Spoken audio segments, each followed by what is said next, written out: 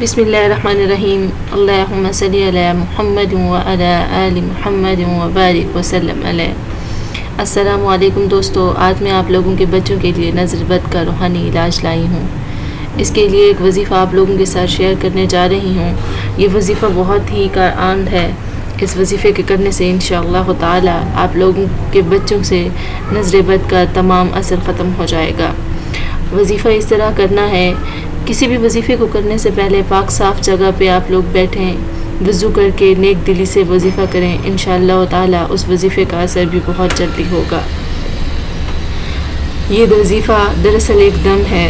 دم اس طرح سے کرنا ہے، ایک مرتبہ سورۃ کوثر پڑھ کر بچے کے سیدھے گال پر دم کیجیے، اور دوسری مرتبہ سورۃ کوثر پڑھ کر الٹی گال کی طرف، اور تیسری مرتبہ سورۃ کوثر پڑھ کر اس کی پیشانی پر دم کیجیے۔ انشاءاللہ تعالی نظر اتر جائے گی۔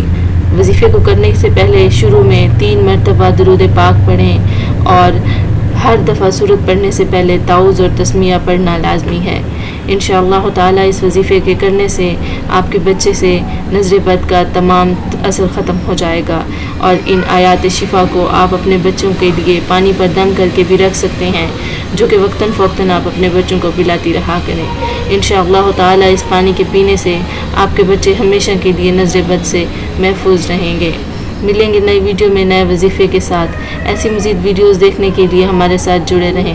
Subscribe my channel. Thanks for watching. Stay tuned.